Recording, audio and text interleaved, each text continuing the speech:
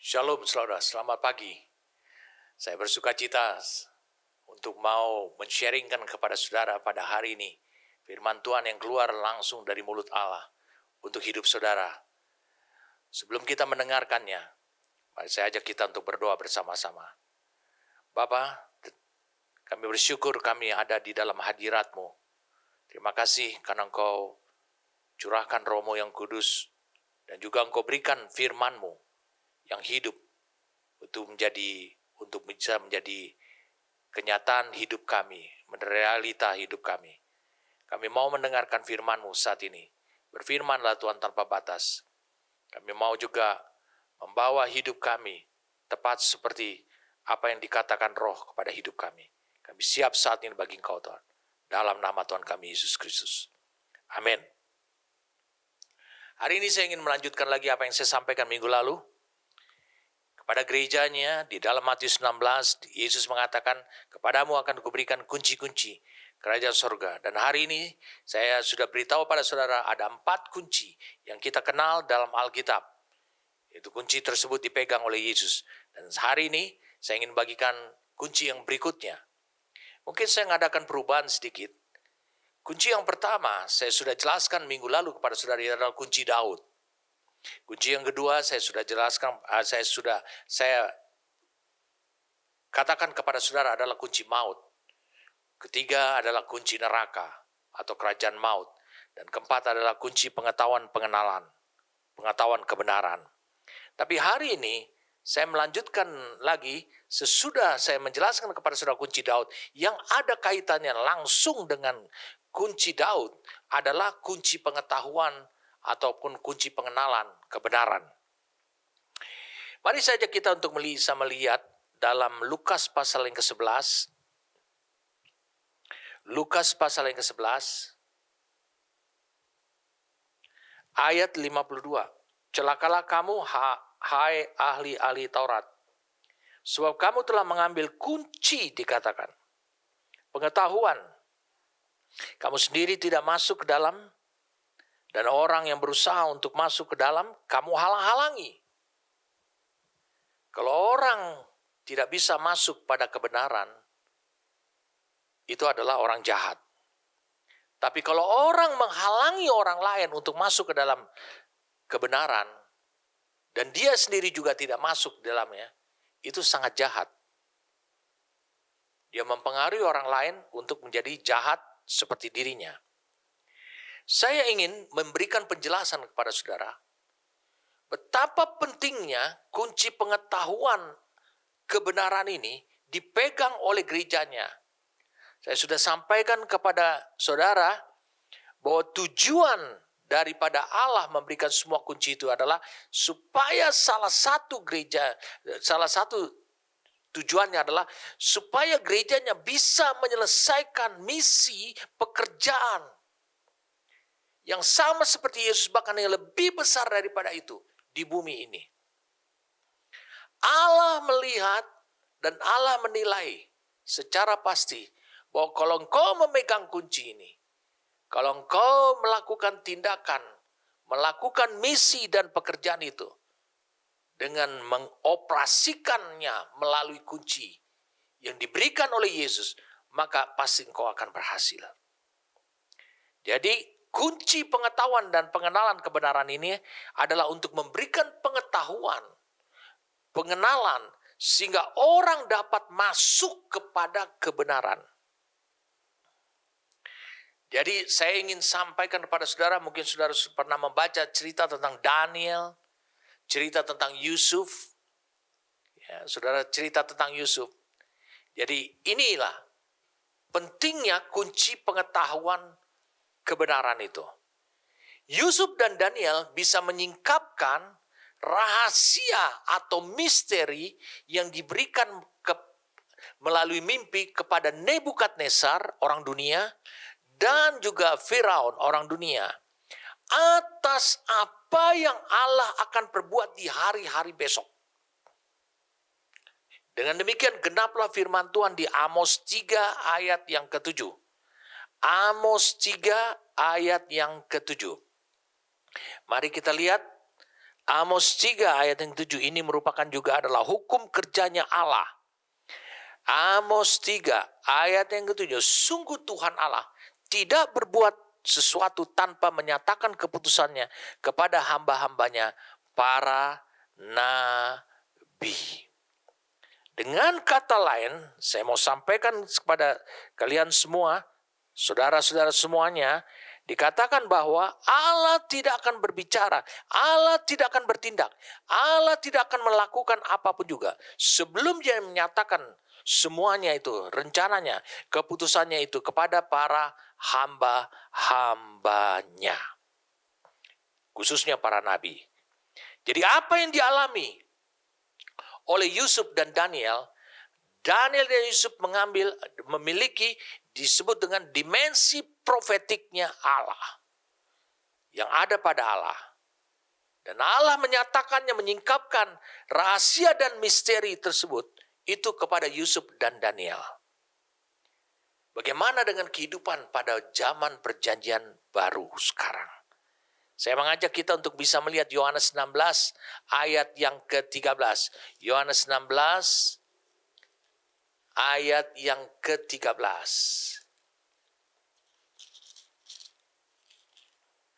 Yohanes 16 ayat yang ke-13.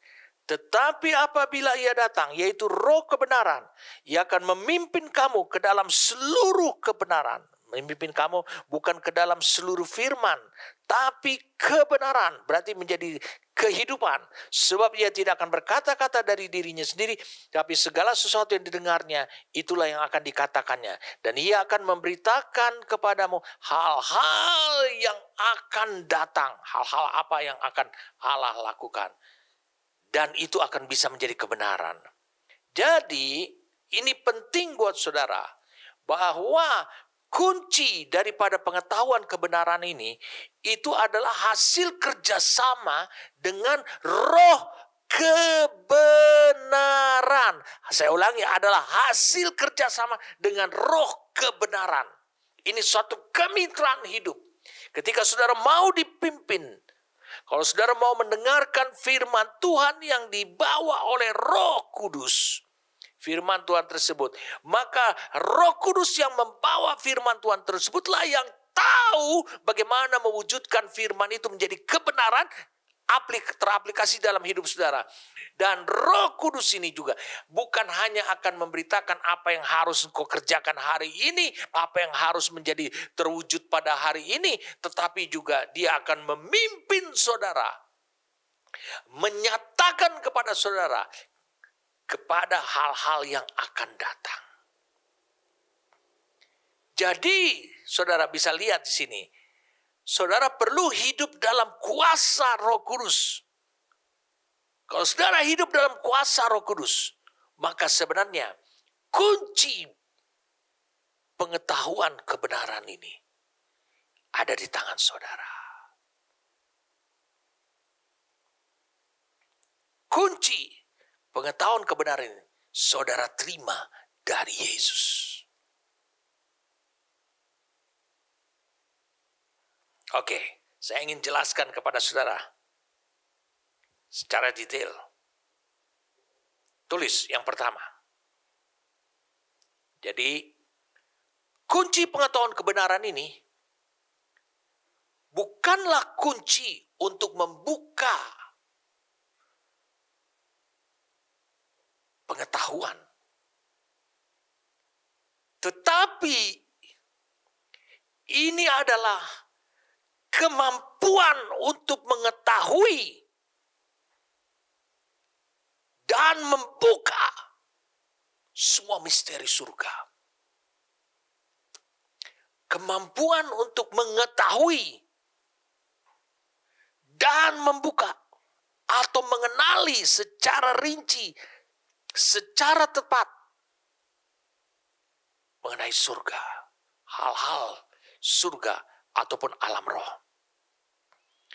Jadi mereka yang memiliki kunci ini, saudara bisa lihat, banyak yang menjadi misteri di surga. Itu yang disebut dengan diberikan kepada manusia dalam wujud pewahyuan. Kalau saudara memegang kunci ini, saudara dengan cepat bisa hidup dalam kuasa Roh Kudus, maka saudara akan cepat pewahyuan tersebut. Itu saudara mengerti dan akhirnya bisa mewujudkannya melalui hikmat yang saudara peroleh. Hikmat untuk membangun. Celakanya dalam Lukas pasal yang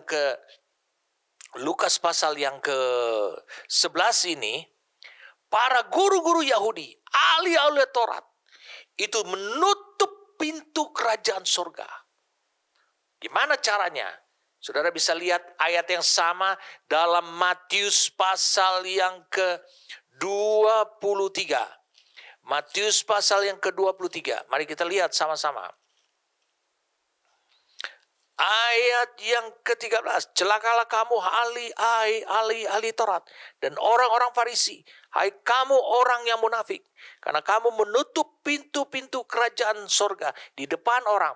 Sebab kamu sendiri tidak masuk. Dan kamu merintangi mereka yang berusaha untuk masuk. Bagaimana mereka melakukan merintanginya? Dengan mengambil kunci pengetahuan. Mengapa? Karena mereka mempelajari tentang hukum-hukum, tentang semua firman Tuhan yang ada pada perjanjian lama.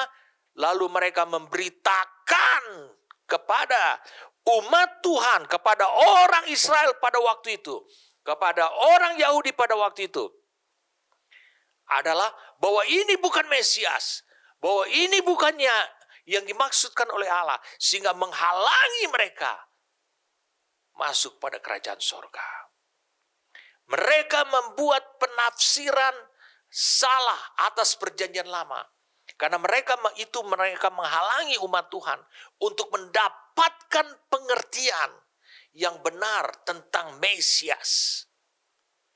Dampaknya apa yang terjadi adalah umat Tuhan tidak tahu bahwa waktu penggenapan nubuatan yang dinubuatkan oleh Nabi Yesaya, yang dinubuatkan oleh para nabi tentang Mesias, tentang kerajaan sorga, bahwa itu sudah dekat, mereka tidak tahu. Jadi mereka terus sampai hari ini, mereka menunggu dan menunggu dan menunggu. Saya mau beritahu pada saudara, pengetahuan yang benar tentang firman yang diwahyukan Tuhan, mereka ambil dari umat Tuhan. Jadi pengetahuan yang benarnya mereka ambil. Itu sebabnya mereka ambil, rebut kunci itu, kunci pengetahuan. Seperti yang dikatakan di Lukas pasal yang ke-11 tadi. Padahal di dalam kebenaran itu, di dalam firman itu, ada kehidupan yang kekal. Yaitu karena itu berbicara tentang Yesus. Dan apa yang mereka lakukan. Bagaimana mereka menggantinya. Bagaimana mereka mengambil kunci pengetahuan kebenaran itu. Bagaimana mereka melakukannya. Mereka menggantikan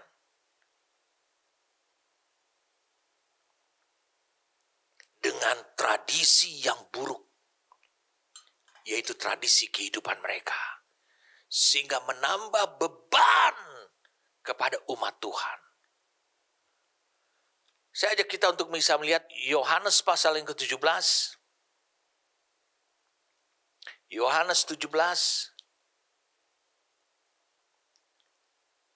ayat yang ketiga. Inilah hidup yang kekal, yaitu bahwa mereka mengenal engkau satu-satunya Allah yang benar. Dan mengenal Yesus Kristus yang telah engkau utus. Ini yang mereka halangi. Jadi mereka menjauhkan umat Tuhan. Dengan mengambil pengetahuan. Oh enggak, ayat ini tafsirannya adalah ini. Itu bukan Yesus orang Nazaret. Itu dia orang Nazaret. Bukan dia Mesias. Mereka menjauhkannya dari kekekalan. Betapa jahatnya orang seperti ini. Yohanes 5 ayat 39. Yohanes pasal yang kelima ayat 39. Kamu menyelidiki kitab-kitab suci. Ini yang dilakukan oleh guru-guru dan ahli Taurat itu. Sebab kamu menyangka olehnya kamu mempunyai hidup yang kekal. Tapi walaupun kitab-kitab suci itu memberikan kesaksian tentang aku. Jadi itu yang mereka tutupi tentang Mesiasnya. Walaupun mereka menyelidikinya. Tapi mereka memelintir artinya. Saya ingin beritahu pada saudara.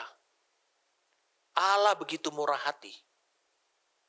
Sebelum saudara memperoleh kunci itu, hidup saudara harus dibangun. Dan bagaimana membangun hidup saudara? Dia kirim seseorang pada hidup saudara. Itu yang disebut dengan orang yang bisa menjadi bapa rohanimu. Dialah yang akan membawa engkau sehingga engkau akhirnya memiliki kunci pengetahuan kebenaran itu. Tidak seperti kayak ahli Taurat orang Yahudi ini. Jadi kunci pengetahuan kebenaran ini sangat penting sekali. Ada di dalam tangan gerejanya. Saya mengajak satu lagi. Lukas pasal 11 ayat yang ke-46. Lukas pasal yang ke-11 ayat yang ke-46.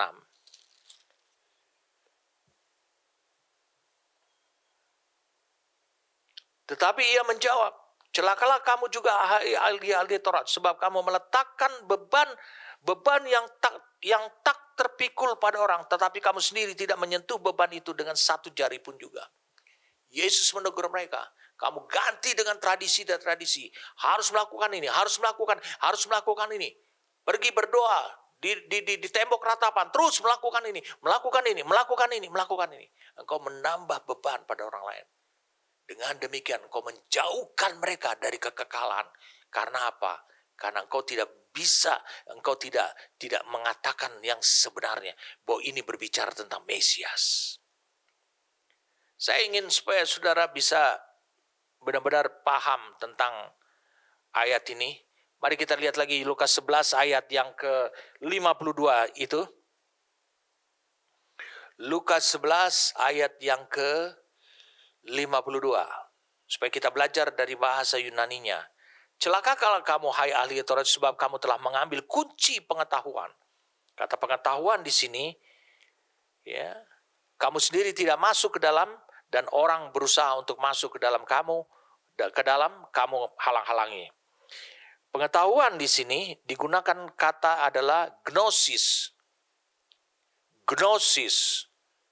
G-N-O-S-I-S. Ini digunakan adalah G1108. G1108.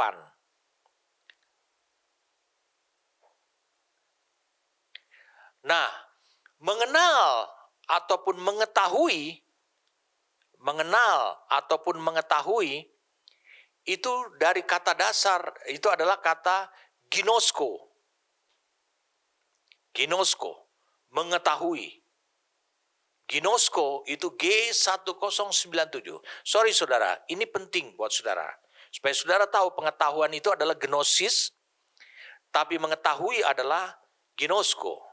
Jadi kata ginosko ini adalah kata dasar untuk terjadinya gnosis. Jadi pengetahuan itu adalah dari kata dasar mengetahui. Dan kata diketahui atau dikenal, itu digunakan kata gnorizo. Gnorizo, yaitu G1107. G1107. Saudara bisa lihat diketahui atau dikenal, itu dari Efesus 1 ayat yang ke-9. Efesus 1 ayat yang ke-9.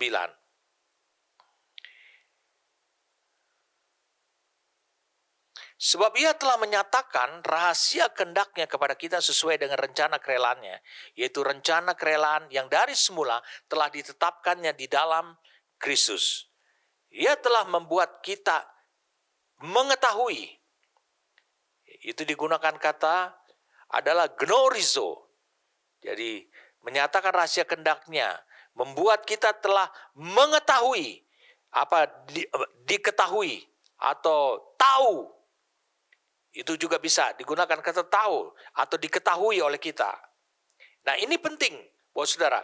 Tapi semuanya itu dari kata dasar ginosko. Saya ulangi, dari kata dasar adalah ginosko. G1097. Baik itu gnosis, pengetahuan, G1108, maupun gnorizo, G1107, semuanya berasal dari kata ginosko. Kata dasar ginosko. Nah, saya ingin saudara bisa lihat Markus 4 sebelum kita melejit dengan cepat. Markus 4, supaya saudara mengerti tentang betapa pentingnya, saya ulangi, kunci ini. Markus 4, ayat yang ke-11, tentang perumpamaan, dikatakan oleh Yesus di sini. Jawabnya, kepadamu telah diberikan rahasia kerajaan Allah. Rahasia. Tetapi kepada orang-orang luar segala sesuatu disampaikan dalam perumpamaan atau misteri. Rahasia.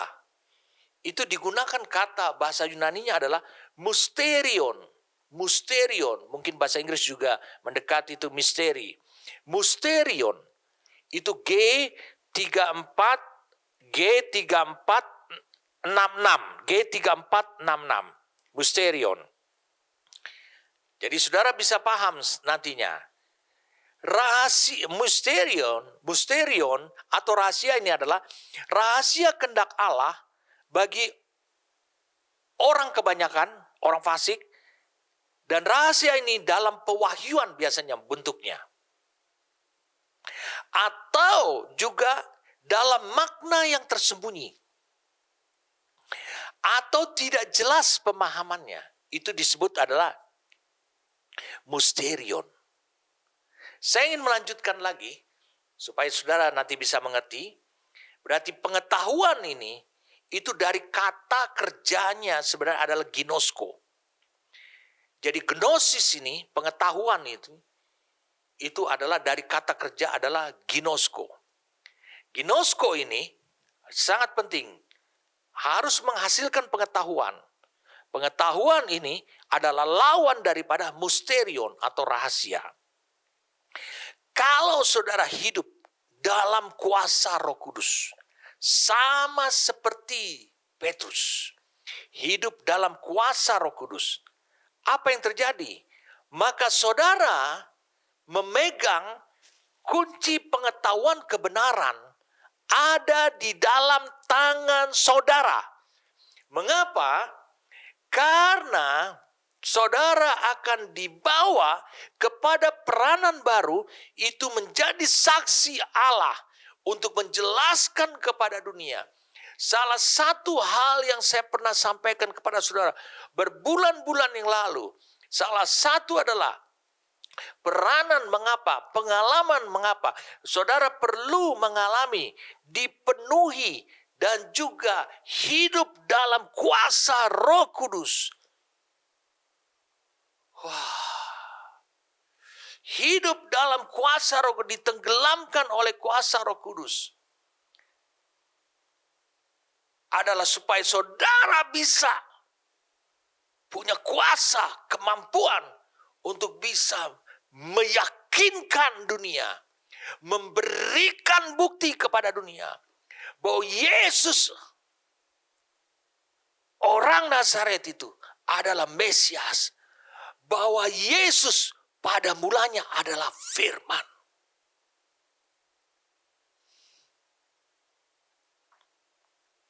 Di Kisah Para Rasul 2, kalau engkau siapkan Kisah Para Rasul 2, Petrus bisa menyingkapkan dan dia mengutip dengan jelas, menjelaskan Yesus dari Nazaret. Ini bertolak belakang dengan para ahli Taurat dan orang Farisi, guru-guru orang Yahudi.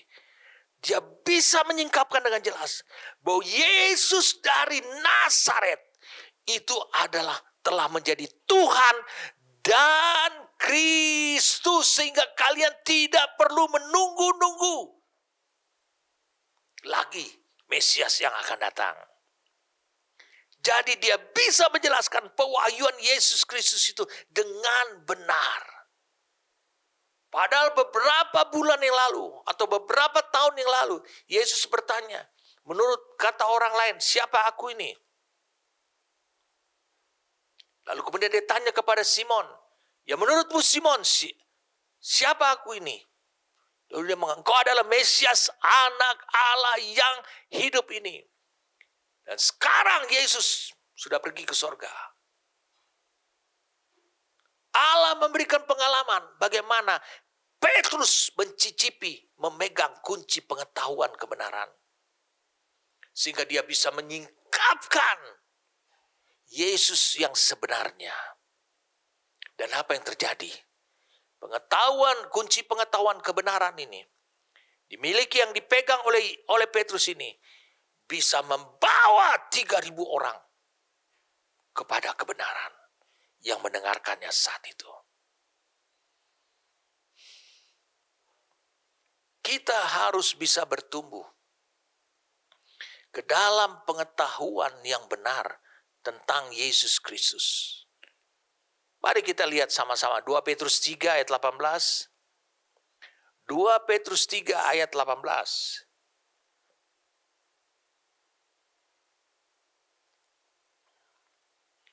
Tetapi bertumbuhlah dalam kasih karunia dan dalam pengenalan akan Tuhan. Jadi mengenal Tuhan. Digunakan adalah kata knowledge, gnosis.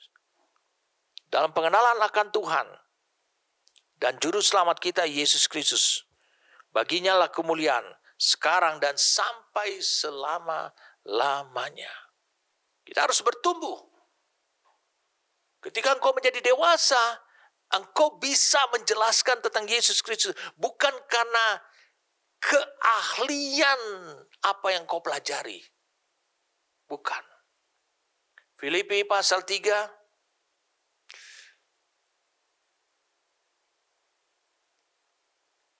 ayat 8. Malahan segala sesuatu kuanggap rugi karena pengenalan akan Kristus Yesus. Di sini juga digunakan kata gnosis. Pengenalan akan Yesus Kristus. Tuhanku lebih mulia daripada semuanya.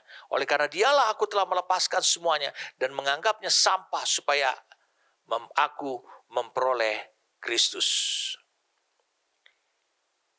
Kedua ayat ini mengatakan kita harus bertumbuh ke dalam pengetahuan yang benar tentang Yesus Kristus.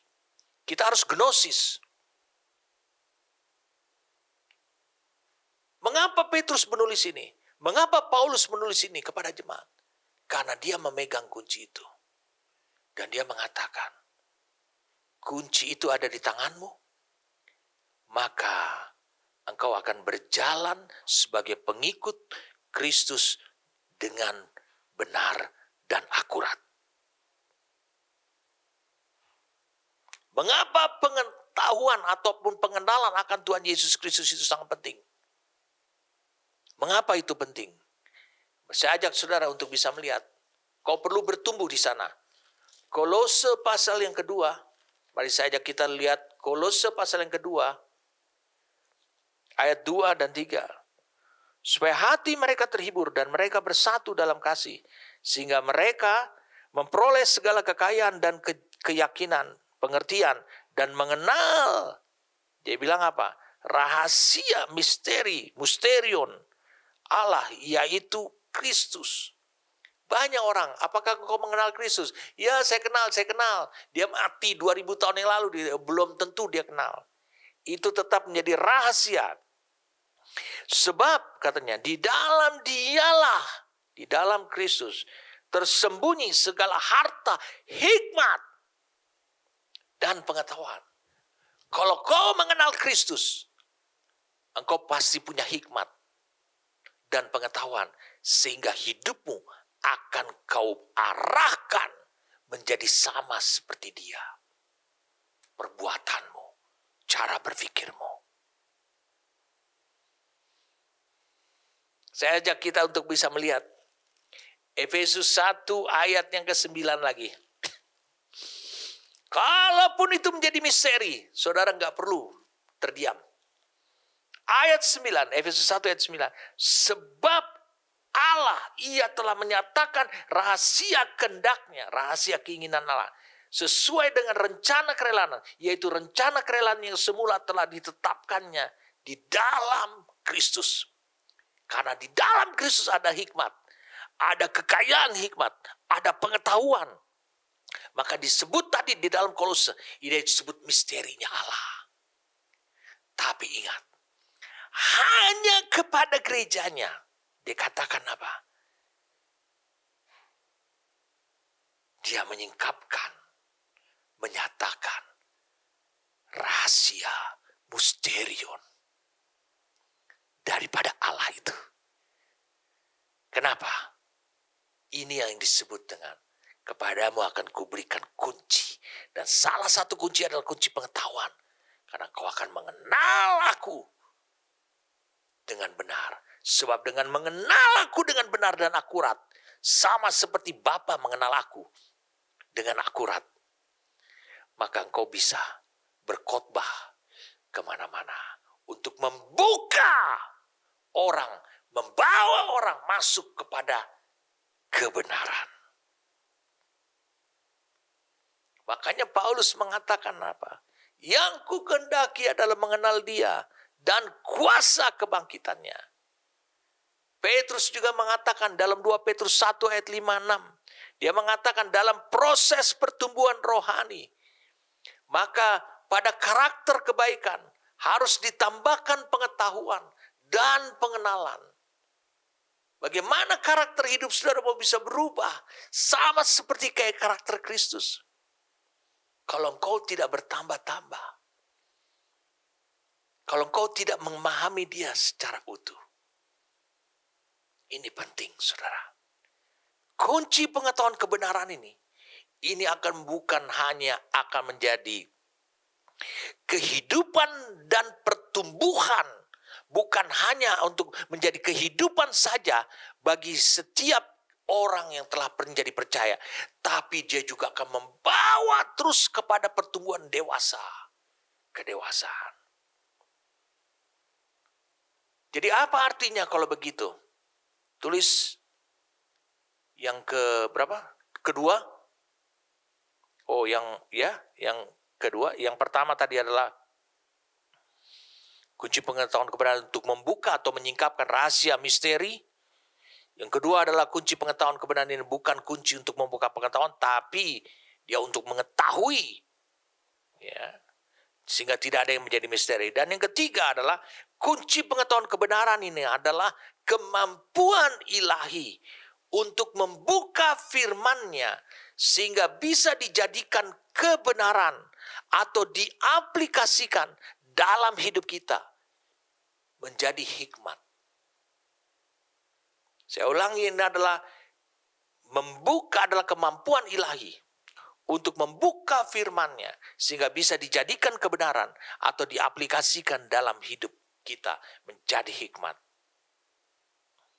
Jadi saudara lihat apa yang terjadi zaman dulu. Apa yang terjadi dalam Lukas pasal 11. Orang Farisi karena jabatan keagamannya ini menentukan umat Yahudi itu harus mengikuti apa yang diajarkan kepada mereka.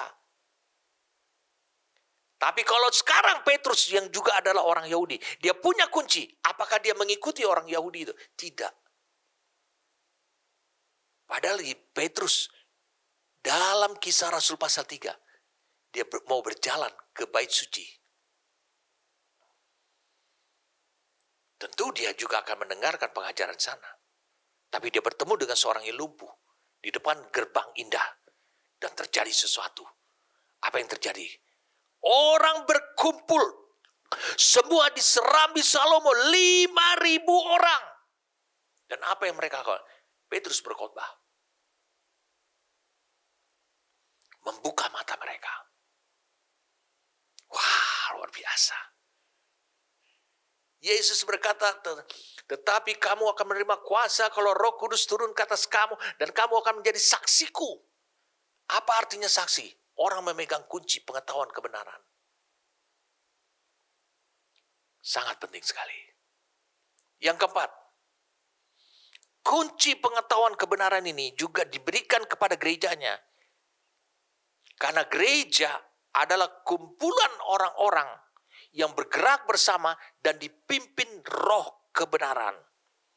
Sehingga mereka akan bisa memimpin, membawa orang lain kepada kebenaran yang utuh, lengkap.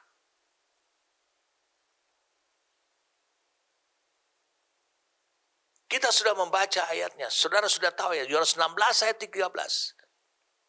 Bagaimana roh kebenaran memimpin setiap orang masuk kepada kebenaran.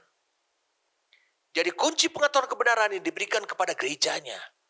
Dan saudara pun tahu, pada 2000 tahun yang lalu, saudara bisa lihat dengan jelas peranan para rasul, peranan para nabi, gembala, pengajar, dan para penginjil. Dan hari ini juga, mereka itu masih terus berfungsi dan berperan. Sehingga dikatakan di Efesus 4, umat Tuhan tidak diombang-ambingkan oleh angin pengajaran palsu dan dapat berdiri teguh dalam kebenaran. Jadi kunci pengetahuan kebenaran ini diberikan kepada gerejanya. Karena gereja melalui roh kebenaran, melalui roh kudus, akan memimpin orang dengan akurat kepada kebenaran yang utuh.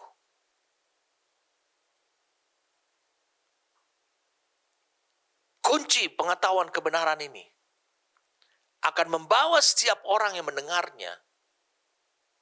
Yang keenam, akan membawa setiap orang yang mendengarnya masuk ke dalam kemerdekaan. Bukan tradisi yang mengikat dia. Bukan kebiasaan dunia yang mengikat dia. Bukan sistem dunia yang mengikat dia. Tapi kemerdekaan. Yohanes 8 ayat 32.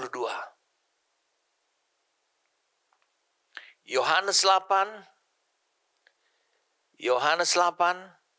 ayat 32. Dan kamu akan mengetahui kebenaran.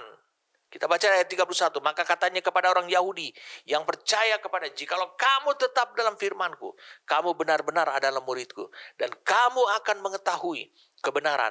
Dan kebenaran itu akan memerdekakan kamu. Kebenaran. Kamu akan mengetahui kebenaran. Sehingga kamu memiliki kunci pengetahuan kebenaran. Mendapatkan kunci. Sehingga kamu akan masuk pada kemerdekaan yang Tuhan telah sediakan bagi kamu.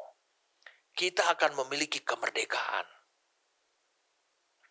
Kemerdekaan di dalam Tuhan, bukan kemerdekaan untuk berbuat dosa.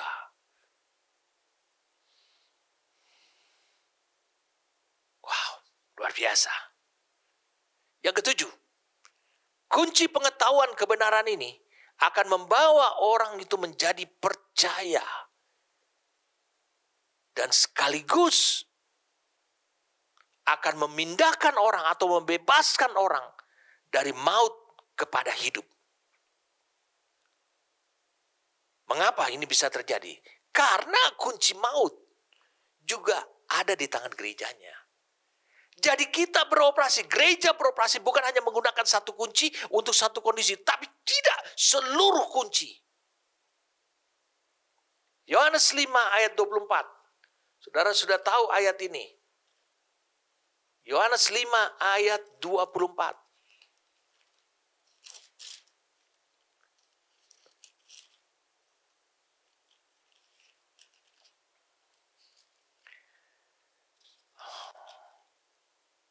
Yohanes 5 ayat 24. Aku berkata kepadamu, sesungguhnya barang siapa mendengar perkataanku dan percaya kepada Dia yang mengutus aku, ia mempunyai hidup yang kekal dan tidak turut dihukum, sebab ia sudah pindah dari dalam maut ke dalam hidup.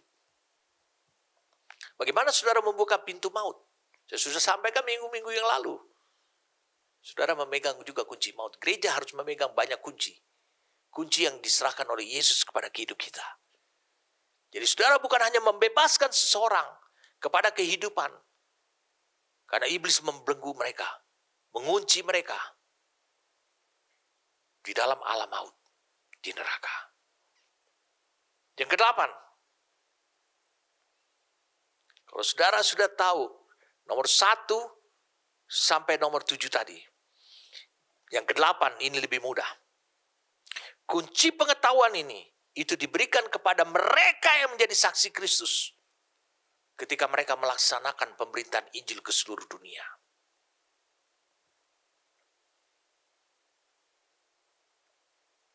Jadi gereja yang berfungsi, gereja yang berperan, sebab hanya kepada gerejanya diberikan kunci ini. Kunci untuk mengetahui gnosis, untuk mengetahui rahasia kerajaan sorga, untuk mengetahui kita diberi anugerah. Yesus memberikan itu. Saudara bisa lihat dalam Matius 13 ayat 19. Matius 13 ayat 19. Kepada setiap orang yang mendengar firman tentang kerajaan sorga, tetapi tidak mengertinya, datanglah si jahat dan merampas yang ditaburkan dalam hati orang itu. Itulah benih yang ditaburkan di pinggir jalan.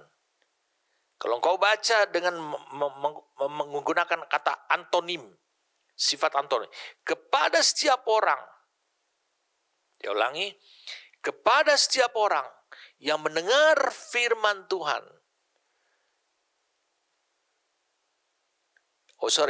Kepada setiap orang yang mendengar firman Tuhan, tetapi mengertinya. Apakah si jahat bisa merampas? Tidak bisa. Berarti pengertian itu sangat penting sekali. Saya ulangi, berarti pengertian itu sangat penting sekali. Jadi kunci pengetahuan ini diberikan kepada para saksi Kristus. Saudara tahu, saksi Kristus orang yang harus hidup di dalam kuasa Roh Kudus.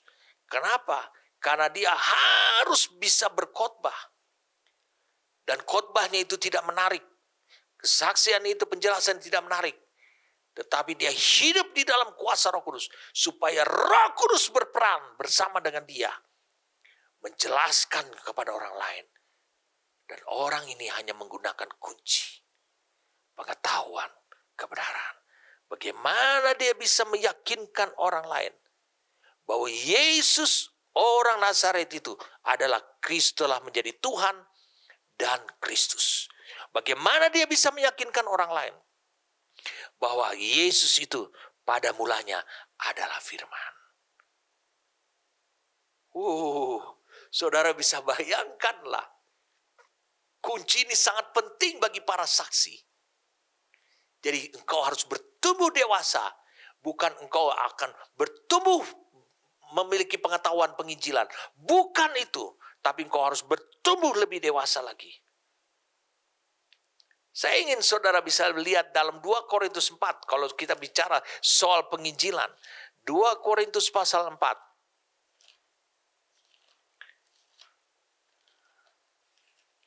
2 Korintus pasal yang keempat.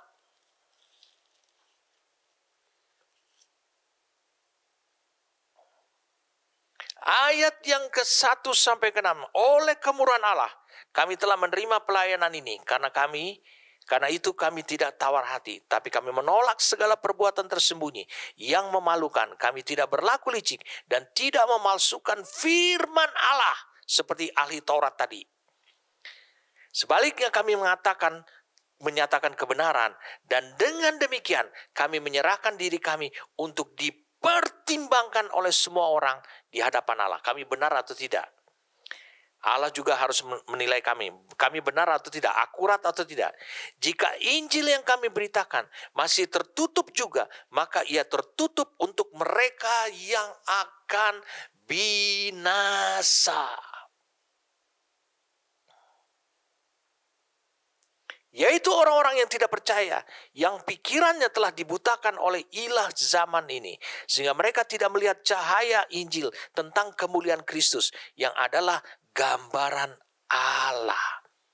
Sebab bukan diri kami yang kami beritakan, tapi Yesus Kristus sebagai Tuhan, dan diri kami sebagai hamba-Mu, karena kehendak Yesus.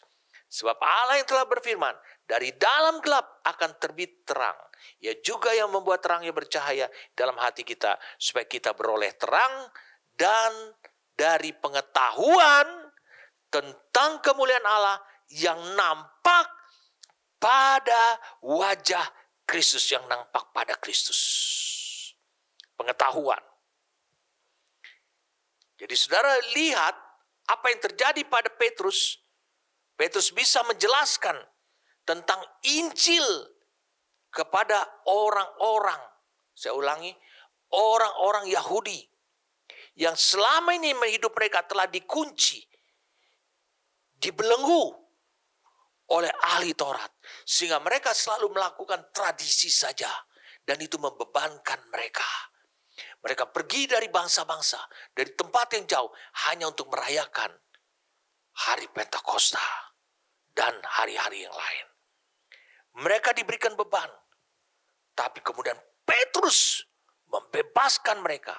Petrus bisa membuka Injil bagi orang-orang Yahudi, tapi juga Petrus membuka Injil bagi pintu bagi orang-orang bukan Yahudi.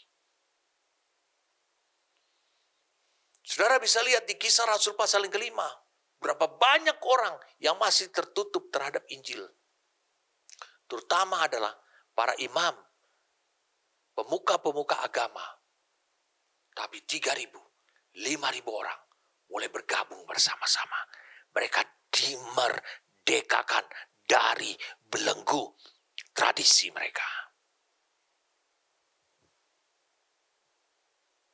Wah, luar biasa. Saya ingin saudara bisa melihat apa yang Yesus katakan kepada Petrus, bahwa engkau akan melihat bahwa bagaimana operasional kunci yang kau terima dari aku itu bekerja efektif dalam hidupmu, Simon. Luar biasa. Mari saya ajak saudaraku, saudara bisa lihat Petrus membuka pintu, membuktikan bahwa dia memiliki kunci. Tapi satu saat dia nyaris menutup pintu itu lagi. Dia sudah mengoperasikan.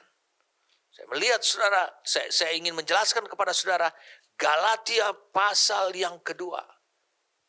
Tapi dari pelajaran dia ingin menutup kembali lagi. Galatia pasal yang kedua.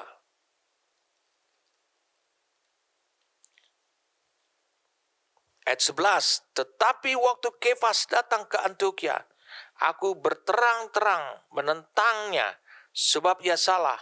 Karena sebelum beberapa orang dari kalangan Yakobus datang, ia makan sehidangan dengan saudara-saudara yang tidak bersunat. Tapi setelah mereka datang, ia mengundurkan diri dan menjauhi mereka karena takut akan saudara-saudara yang bersunat, orang Yahudi. Dan orang-orang Yahudi yang lain pun, yang belum jadi jemaat, turut berlaku munafik dengan dia. Sehingga Barnabas sendiri turut terseret oleh kemunafikan mereka. Tetapi waktu kulihat bahwa kelakuan mereka itu tidak sesuai dengan kebenaran Injil, aku berkata kepada Kefas di hadapan mereka semua, Paulus membuka pintu yang ditutup oleh Petrus. Jika engkau seorang Yahudi hidup secara kafir dan bukan secara Yahudi, bagaimanakah engkau dapat memaksa saudara-saudara yang tidak bersunat untuk hidup secara Yahudi? Petrus ingin mengembalikan orang Yahudi kepada tradisi, bukan kepada gaya hidup baru setelah percaya kepada Mesias. Ayat 15, menurut kelahiran kami adalah orang Yahudi dan bukan orang berdosa dari bangsa-bangsa lain. Kamu tahu bahwa tidak seorang pun yang dibenarkan oleh karena melakukan hukum Taurat, itu tradisi.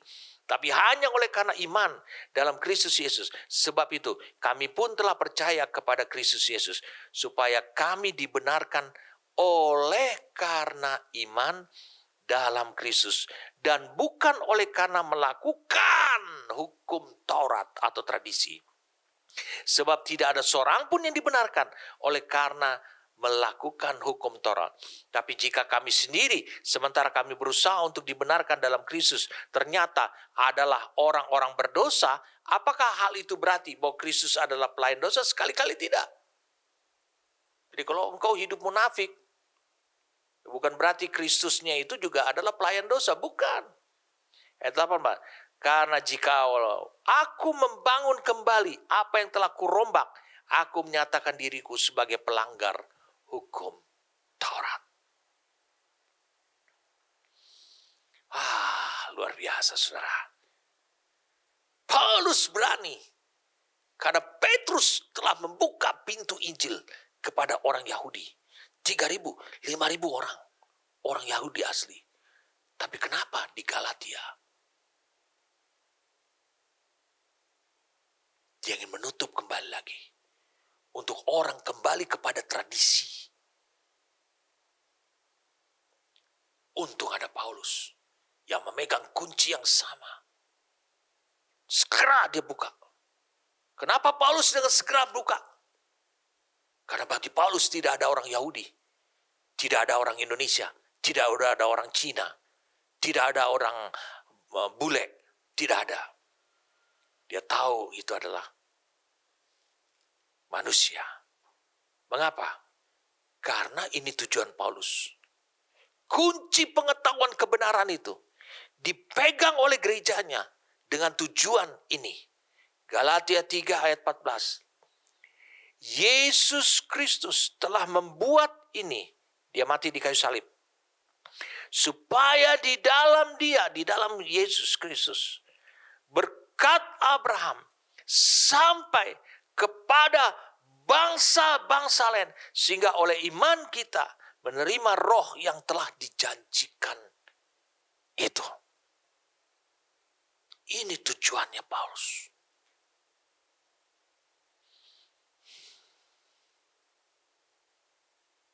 Saya ingin kalian melihat. Saya ingin kita baca banyak ayat. Kalau begitu kunci pengetahuan ini akan membuka apa saja. Saya beritahu pada saudara, 1 Korintus 2.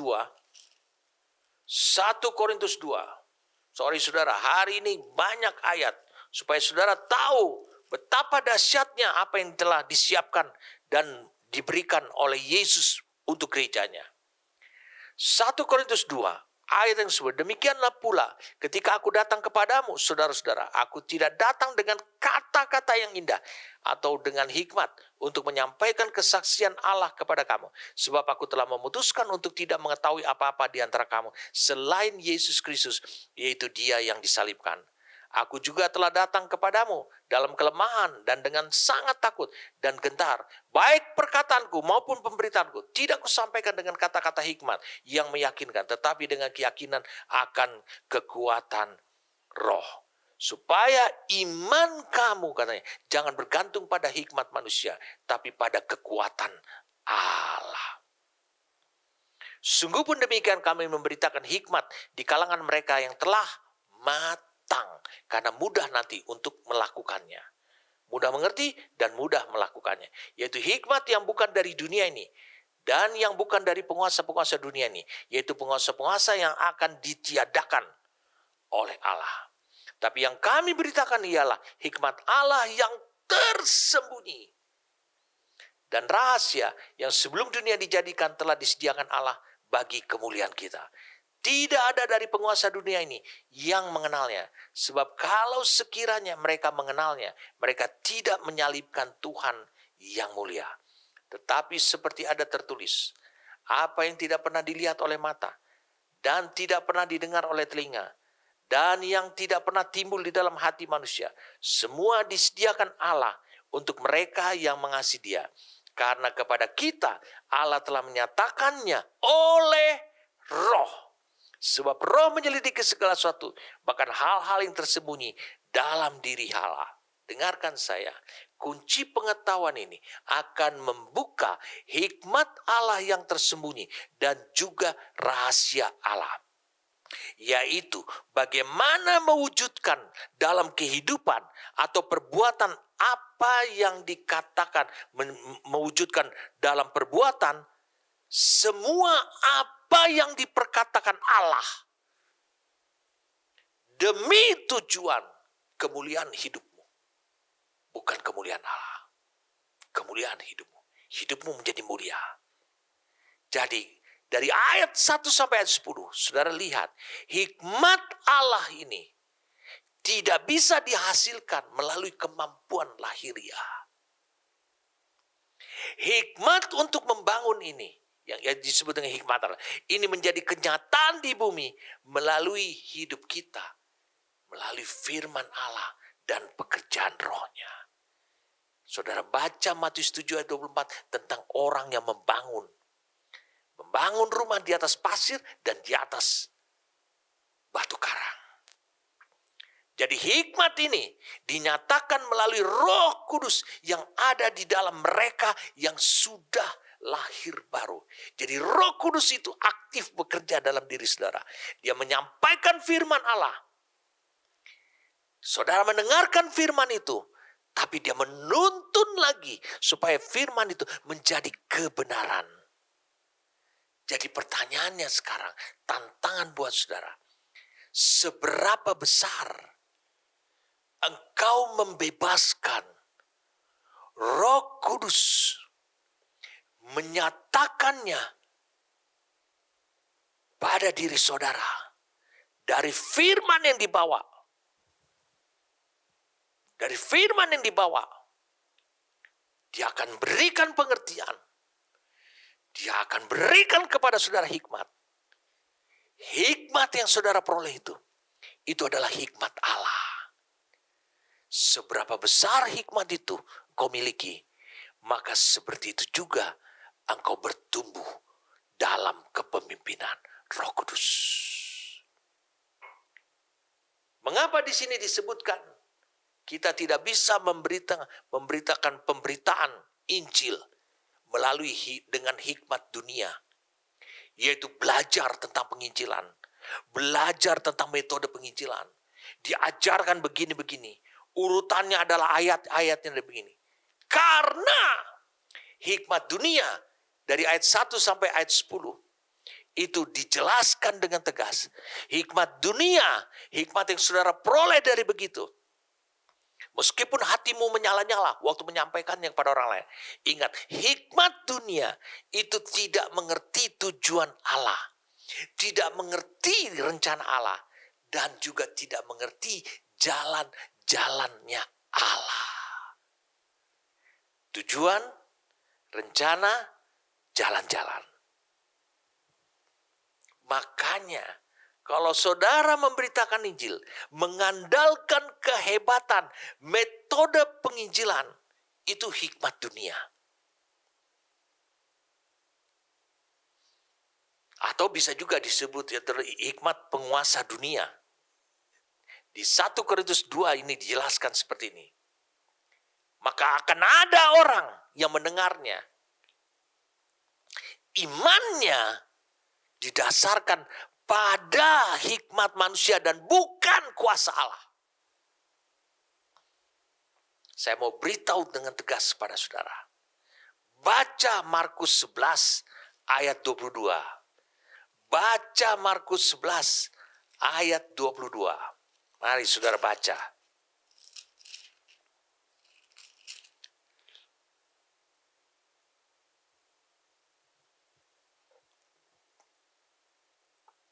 Yesus menjawab mereka,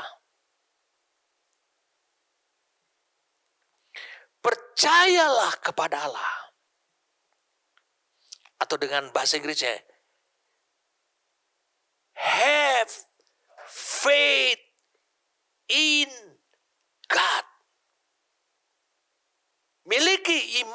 ada di dalam Allah, bukan dari hikmat dunia ini. Bukan dari iman yang berasal dari hikmat dunia ini.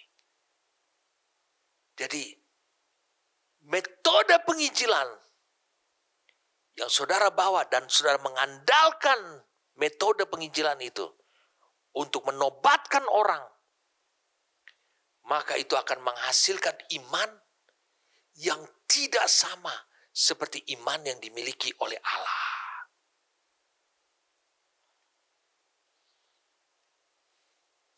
Waktu Injil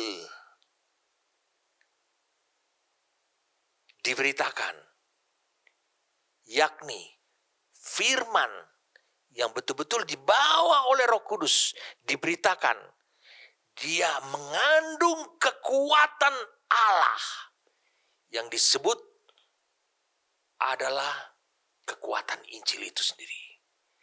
Injil bisa mengandung kekuatan Allah, akan menghasilkan hikmat Allah nyata kepada mereka mendengarnya, sehingga iman mereka asli, iman yang sama dimiliki oleh Allah, ada pada Allah. Roma 1 ayat 16, itu gunanya kunci. Roma 1 ayat 16, saudara. Dikatakan demikian, sebab aku mempunyai keyakinan yang kokoh dalam Injil. Karena Injil adalah kekuatan Allah yang menyelamatkan setiap orang yang percaya. Pertama-tama orang Yahudi, tetapi juga orang Yunani. Kita nggak bisa mengandalkan berita Injilnya. Kita hanya bisa mengandalkan kekuatan Allah. Yesus waktu berkata, Simon, kau itu nelayan, dan kau baru ikut aku 3,5 tahun. Sementara orang Yahudi ini sudah terbangun sejak dari zaman Musa. Mereka sudah membangun kaidah-kaidah. Mereka menantikan Mesias, lalu mereka membangun tradisi-tradisi. Hal yang tidak mudah. Tetapi kalau engkau mengandalkan, aku akan berikan engkau kunci. Kalau engkau mengandalkan kunci ini, maka mereka pun akan bisa bertobat. Dan itu yang dilakukan oleh Petrus. Petrus mengutip semua aliran dari Roh Kudus yang berbicara kepadanya.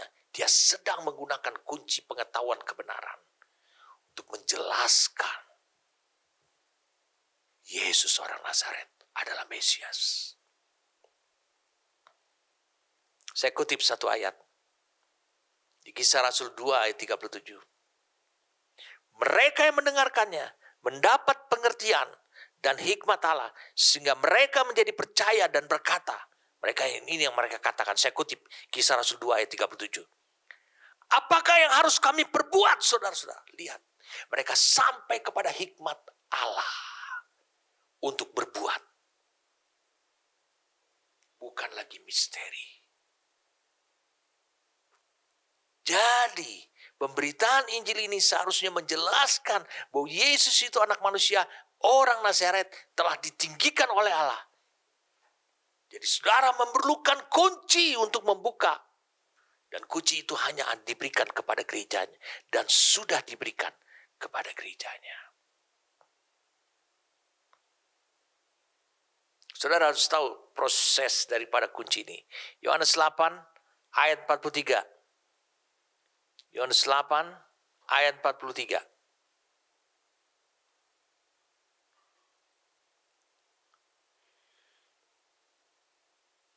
Apakah sebabnya kamu tidak mengerti bahasaku, kata Yesus? Sebab kamu tidak dapat menangkap firmanku. Kita lihat sekarang dalam Amplified Classic Bible. Yohanes 8 ayat 43. Why do you misunderstand what I say? It is because you are unable to hear what I am saying. You cannot bear to listen to my message. Your ears are shut to my teaching. Mengapa kamu salah mengerti? Kata Yesus, apa yang saya katakan? Itu karena kamu tidak mampu untuk mendengar apa yang saya sedang katakan. Kamu tidak mampu itu dikatakan adalah kamu nggak bisa menanggung mempelajarinya. Pesanku itu apa? Karena apa? Kamu menutup telingamu. Kok begitu mudah ya bertobat? Kamu menutup telingamu. Apa begini Allah? Dari dulu, dari zaman Abraham, Allah tuh selalu menuntut korban, lakukan ini, lakukan ini. Kok begitu mudah? Saudara mengerti? Apa yang diambil? Apa yang digantikan? Yang tidak ada adalah hikmat Allah. Yang digantikan itu, yang menggantikannya adalah hikmat dunia. Jadi apa yang diambil? Kunci pengetahuan kebenaran ini sangat penting. Karena itu akan Roh Kudus akan menuntun saudara kepada pengertian. Karena kalau saudara mengerti pengajaran firman Tuhan, maka mudah untuk dijadikan realita.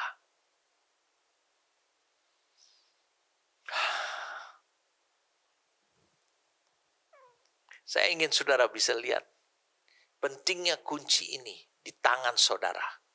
Saya ulangi, pentingnya kunci ini di tangan saudara. Kalau kau baca di 1 Petrus 2 ayat 5-10 itu bicara tentang gereja. Kamulah bangsa yang terpilih, imamat yang rajani, itu ayat 9 dan 10. Supaya kamu memberitakan perbuatan-perbuatan yang besar dari Allah. Lalu saudara lihat, Petrus memiliki pengalaman tentang menceritakan perbuatan-perbuatan besar itu. Itu keluar dari mulut orang pada hari Pentakosta. Di Kisah Rasul 2 ayat 9. Wah, bukankah mereka ini adalah orang Galilea? Lalu bagaimana mereka bisa bercerita dengan bahasa kami, dengan bahasa dari negeri kami berasal? Perbuatan yang besar.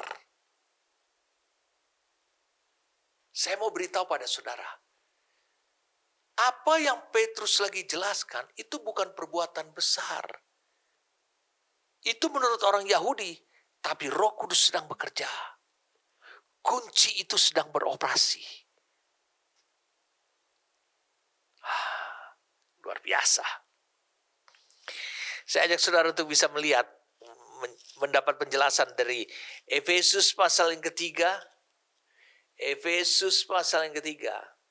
Mungkin terlalu banyak firman Tuhan, tapi ini akan membuka pada saudara bahwa kunci pengetahuan kebenaran itu, sehingga saudara tidak perlu mangap-mangap, terheran-heran dengan mengatakan, wah luar biasa orang ini, pewahyuan itu disingkapkan sehingga sekarang saya mengerti. Bukan, dia megang kunci.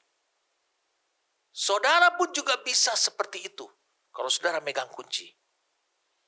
Efesus 3 ayat 3-6, yaitu bagaimana rahasianya dinyatakan kepadaku dengan wahyu, mulai dengan wahyu. Seperti yang telah kutulis di atas dengan singkat. Apabila kamu membacanya, kamu dapat mengetahui. Pegang kunci. Daripadanya pengertianku. Wahyu, dibuka kunci, menuju kepada mengerti akan rahasia Kristus yang pada zaman angkatan dahulu tidak diberitakan kepada anak-anak manusia, tetapi yang sekarang dinyatakan di dalam roh kepada rasul-rasul dan nabi-nabi yang kudus. Wah, yaitu bahwa orang-orang bukan Yahudi, karena berita Injil, karena si pembawa Injil itu, dia memakai kunci pengetahuan, turut menjadi ahli ahli waris dan anggota-anggota tubuh dan peserta dalam janji yang diberikan dalam Kristus Yesus. Luar biasa. Pewahyuan atau yang disebut di sini di ayat 3, rahasia Kristus ada dalam Roh Kudus. Berarti hanya Roh Kudus yang bisa menyingkapkannya lewat pengertian dulu. Sehingga mereka yang beroleh pengertian tersebut akan memahami. Dan akhirnya mereka juga bisa memiliki iman. Mereka yakin mereka juga termasuk yang disebutkan oleh Allah sebagai penerima janji. Meskipun mereka bukan orang Yahudi. Bukan keturunan dalam garis keturunan Abraham. Tapi mereka bisa mengatakan, kami tubuh Kristus. Ayat 8. Kepadaku yang paling hina di antara segala orang kudus telah dianugerahkan kasih karunia ini untuk memberitakan kepada orang-orang bukan Yahudi kekayaan Kristus yang tidak terduga itu. Apa kekayaan Kristus? Hikmat Allah. Apa kekayaan Kristus? Di dalam hikmat Allah itu, Yesus pernah berkata demikian. Bapa ada di dalam aku. Berarti kekayaan Kristus itu adalah Bapa ada di dalamnya. Bagaimana misteri ini bisa tersingkap? Gereja bisa menjelaskannya. Karena apa? Karena gereja sudah mengalaminya. Bapa di dalam aku. Kerajaan sorga ada di tangannya. Dalam genggamannya. Itu kekayaan Kristus. Apalagi kekayaan Kristus. Dia adalah firman itu.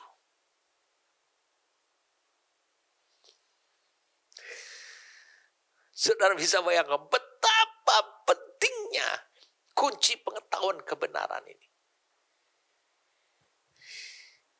Itu sebabnya saudara terima. Bangun hidupmu sebagai gereja yang dibangun oleh Tuhan sama seperti dia. Dan akibatnya kau akan menerima itu. Kau pasti menerima itu. Ayat 9. Dan untuk menyatakan apa isinya tugas penyelenggaraan rahasia yang telah berabad-abad tersembunyi dalam Allah yang menciptakan segala sesuatu. Rahasia Allah yang telah berabad-abad lamanya tersembunyi. Mengapa Allah menciptakan segala sesuatu sejak semula, semuanya di dalam Kristus. Itu rahasia Allah. Kalau kau baca Kolose 2 ayat 2 dan 3. Saya mohon ditayangkannya saja di sini. Pada ayat ini ditayangkannya saja. Kolose 2 ayat 2 dan 3. Mengapa Allah menciptakan segala sesuatu sejak semula. Dan semuanya itu diciptakan di dalam Kristus Yesus. Itu seperti misteri.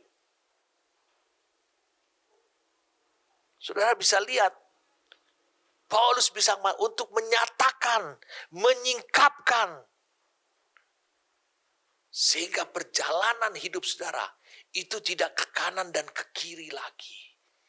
Itu gunanya kunci. Dan kalau kau memegang kunci itu, dan hidupmu sebagai gereja memegang kunci itu, apa yang akan terjadi? Engkau akan bisa membawa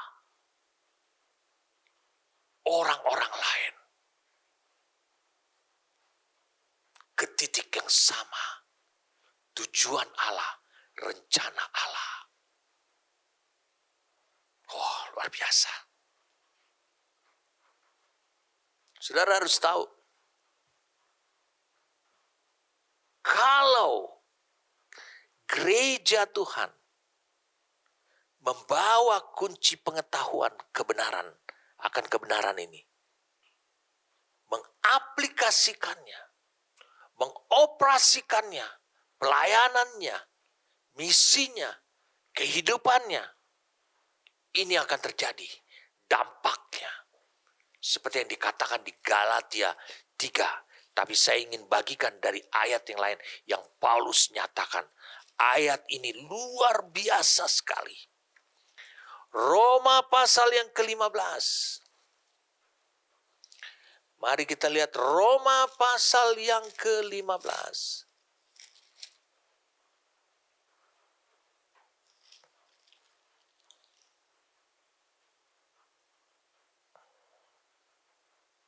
ayat 18 sampai ayat 21. Sebab aku tidak akan berani berkata-kata tentang sesuatu yang lain, kecuali tentang apa yang telah dikerjakan Kristus olehku.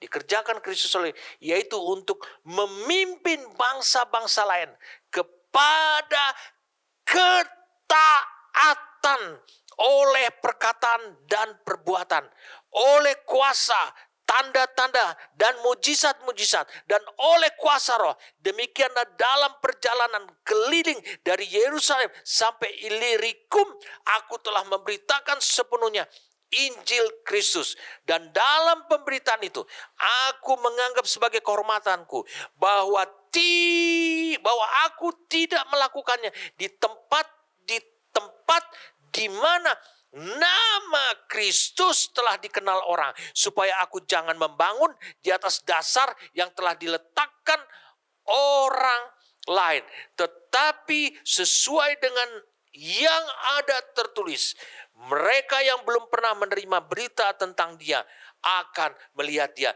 dan mereka yang tidak pernah mendengarnya akan mengertinya. Tidak pernah mendengar, ngerti.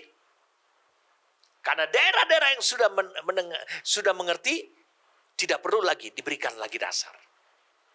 Mereka yang belum pernah menerima Dia, berita tentang Dia, bisa melihat, arti kata bisa memahami. Itu kuasa, itu kehebatan, itu potensi daripada kunci itu ada pada hidup saudara. Jadi saudara tidak kehilangan hikmat, tapi saudara memiliki hikmat Allah. Kunci ini adalah kehidupan yang telah dibangun Kristus di dalam diri gerejanya, sehingga akan membawa, seperti ayat 18 ini dan 19, membawa bangsa-bangsa kepada ketaatan oleh perkataan dan perbuatan karena kuasa Roh Kudus.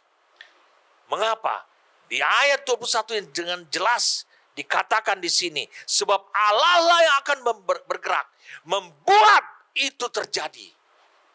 Membuat apa itu terjadi? Kepada itu terjadi atas perbuatan, atas tindakan, atas pelayanan, atas pekerjaan yang dilakukan oleh mereka yang membawa kunci tersebut. Yesaya 52 ayat 15.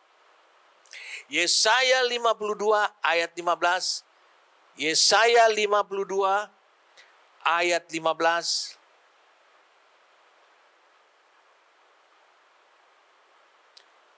Dikatakan demikianlah, ia akan membuat tercengang banyak bangsa. Raja-raja akan mengatupkan mulutnya. Melihat Dia, sebab apa yang tidak diceritakan kepada mereka akan mereka lihat. Ini yang dikatakan Roma 15 tadi. Dan apa yang tidak mereka dengar akan mereka pahami. Sekarang kita lihat lagi Yesaya 65 ayat yang pertama. Yesaya 65 ayat yang pertama. Dia bilang, aku telah berkenan memberi petunjuk kepada orang yang tidak menanyakan aku. Sama sekali tidak nanya tentang Mesias. Aku telah berkenan ditemukan oleh orang yang tidak mencari aku. Aku telah berkata, ini aku kepada bangsa yang tidak memanggil aku. Saudara bisa lihat. Kunci pengetahuan kebenaran ini, itu akan membawa saudara, menunjukkan kepada saudara kapasitas saudara akan masuk kepada bangsa-bangsa yang tidak pernah tahu tentang Yesus. Akan menjadi hidup dalam ketaatan. Wow, luar biasa sekali. Gereja diberikan misi yang besar. Ini pekerjaan yang besar. Tetapi gereja akan sanggup melaksanakannya. Dan akan berhasil dalam apa yang mau dicapainya. Oleh karena apa? Kunci diberikan oleh Yesus kepada siapa? Kepada gerejanya.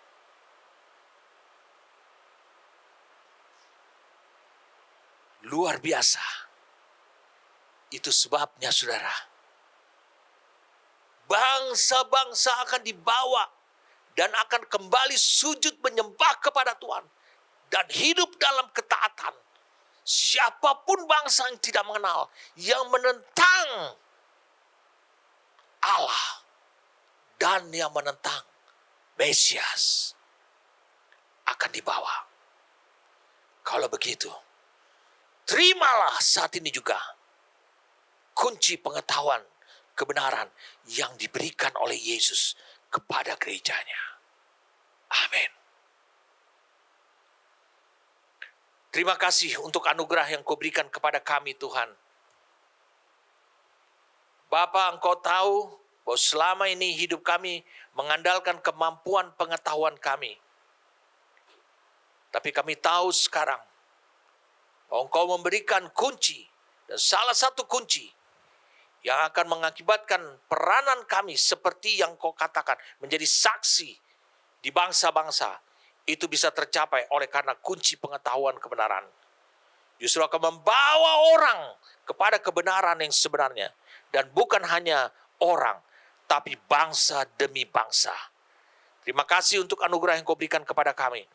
Terima kasih untuk hal yang telah Engkau sediakan dan Kau siapkan bagi gerejamu.